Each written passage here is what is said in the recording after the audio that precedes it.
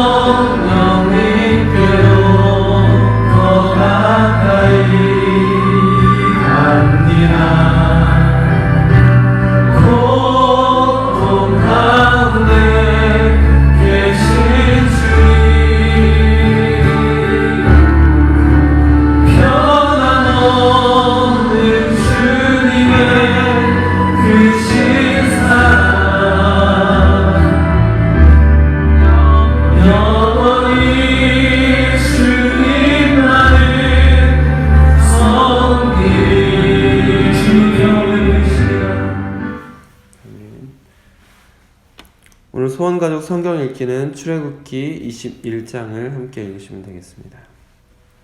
오늘 우리에게 주신 하나님의 말씀은 요한복음 2장 1절부터 12절 말씀입니다.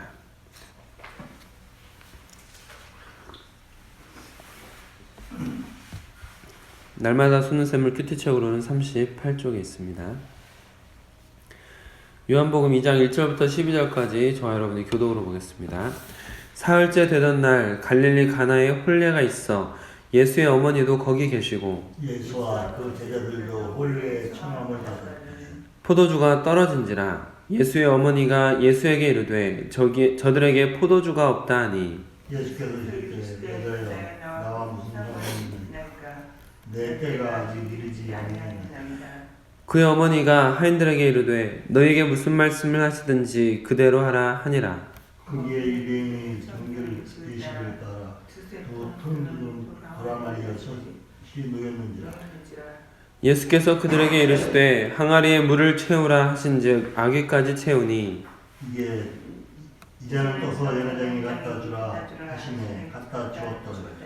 연회장은 물로 된 포도주를 맛보고도 어디서 났는지 알지 못하되 물 떠온 하인들은 알더라. 연회장이 신랑을 불러 말하되 사람마다 먼저 좋은 포도주를 시향에 낮은 것을 내오늘 그대는 지금까지 좋은 포도주를 부었도다 하니라.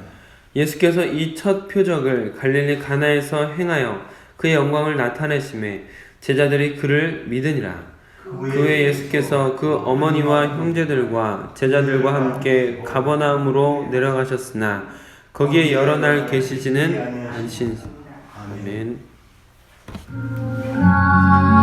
주님 나라 이루소서. 이 말씀 따라 사는 동안 지치지 않게 하시고 이 말씀 따라 사는 동안 주님 나라 이루소서.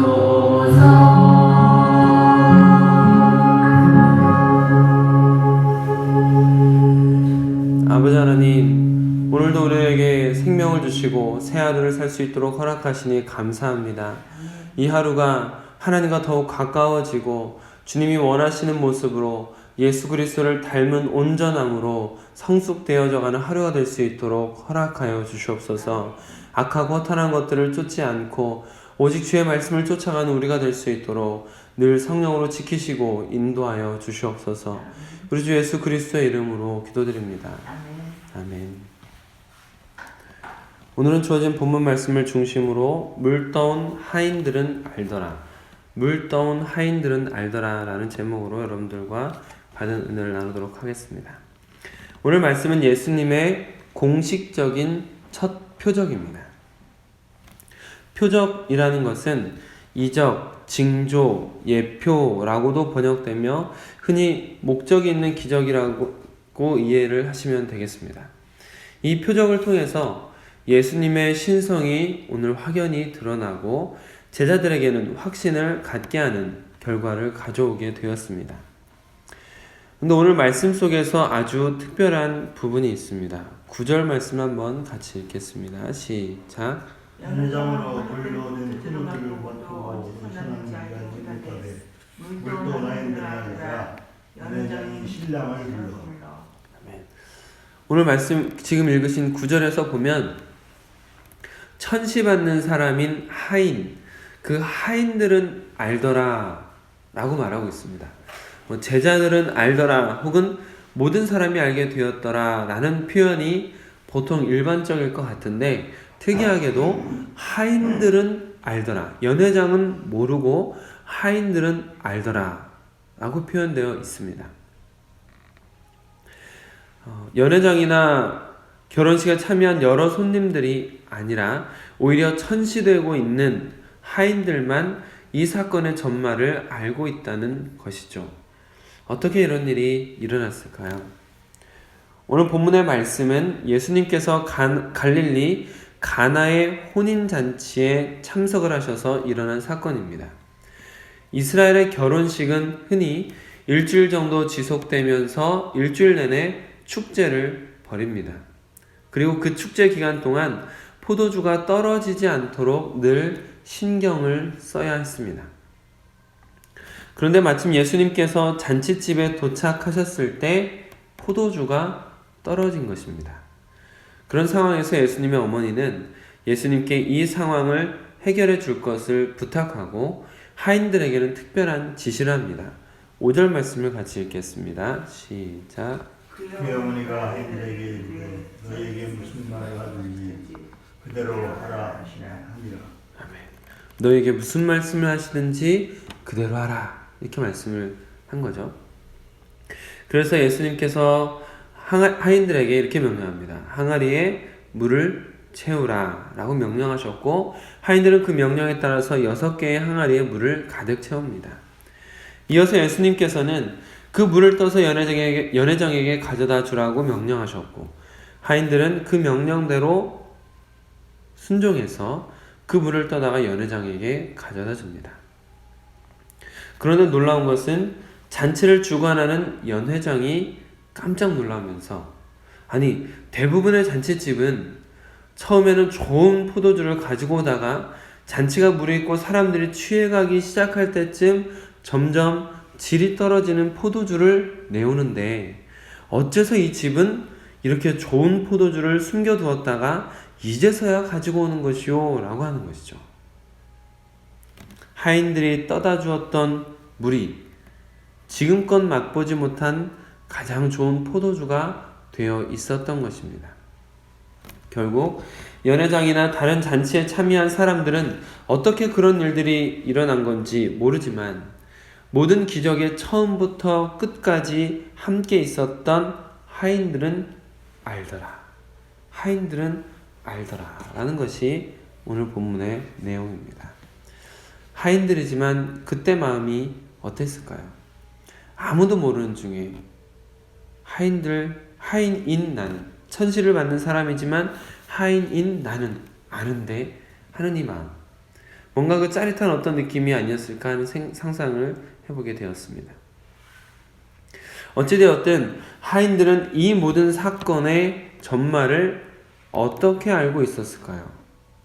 그것은 하인들이 예수님의 말씀에 온전히 순종하여 그 사건의 처음부터 끝까지 동참한 사람들이었기 때문에 그렇습니다. 예수님의 어머니가 하인들에게 한 말 5절은 모든 그리스도인들이 들어야 할 순종의 자세라고 생각이 듭니다. 5절 말씀 다시 한번 읽어보겠습니다. 시작. 그의 어머니가 하인들에게 이르되 너에게 무슨 말씀을 하시든지 그대로 하라. 너희에게 무슨 말씀을 하시든지 그대로 하라. 너희에게 무슨 말씀을 하시든지 그대로 하라.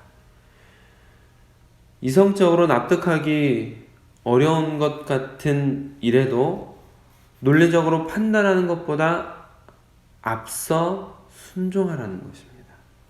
심지어 8절에서는 이제는 떠서 연회장에게 갖다 주라 라고 하셨는데 갖다 주었더니 라고 그대로 그 말씀에 순종하고 있는 것을 볼 수가 있습니다. 그저 물을 담았던 항아리에서 물을 떠다가 연회장에게 가져다 주라는 명령입니다. 하인은 그냥 말에 따라서 아무 생각 없이 움직이는 로봇이 아닙니다. 하인이지만 사람이기 때문에 저마다 이성이 있습니다. 그 당시에 포도주를 가져오라는 주인에게 하인이 물을 떠다 주면 어떻게 될까요? 주인이 가서 포도주 가져와라 했는데 하인이 물을 떠다 주면 그 하인은 어떻게 되겠습니까? 아마 그 하인 자신이 아주 큰 위험에 처할 수 있습니다.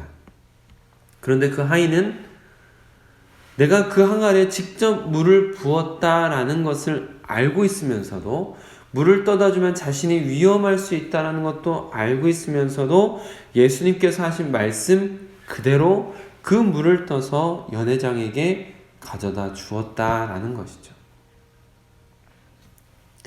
하인들의 이러한 모습은 순종의 본이 됩니다. 무슨 말씀을 하시든지 그대로 하라. 갖다 주라 하심에 갖다 주었더니 중간에 다른 어떤 군더더기가 없습니다. 갖다 주라 하심에 갖다 주었더니 말씀 그대로 순종하는 것이죠. 더 나아가서 물을 채우라 했을 때 그때 하인들의 행동을 보면 7절 말씀을 한번 같이 읽어보실까요? 시작. 예수께서 그에게 이르시되 항아리에 물을 채우라 하신즉 아기까지 채우니.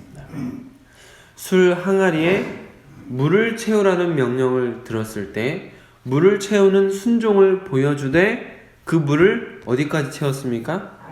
아기까지 채운 온전한 순종의 모습, 모범을 보였다는 것이죠.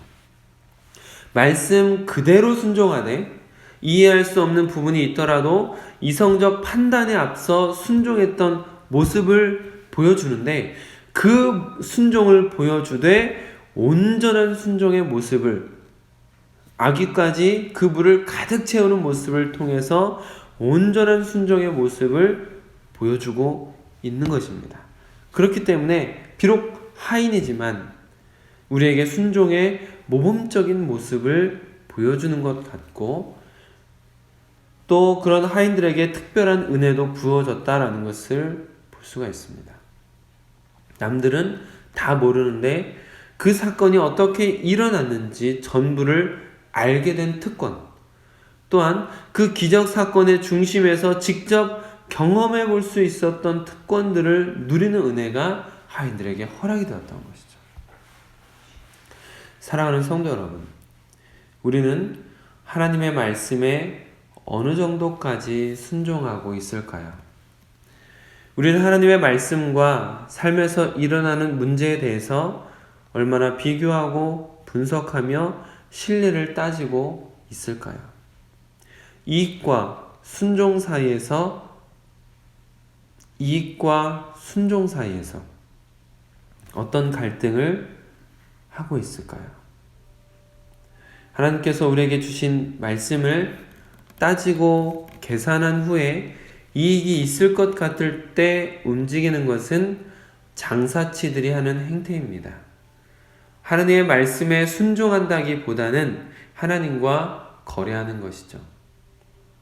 하나님께서 원하시는 순종은 우리의 논리적 판단보다 앞서 하나님의 말씀이시기에 따라가는 즉각적인 순종이며 항아리 아귀까지 물을 채우는 것과 같은 할 수 있는 한 최선의 것으로 하는 온전한 순종을 원하시는 것입니다. 즉각적이며 온전한 순종을 통하여 하인들이 기적의 중심에서 모든 것을 보고 경험했던 것처럼 우리도 즉각적이며 온전한 순종을 통하여 하나님의 역사의 중심에서 모든 것을 보고 경험하는 우리 소원교회 그리고 여러분들의 인생이 되시길 주님의 이름으로 축복합니다. 아멘. 기도하겠습니다.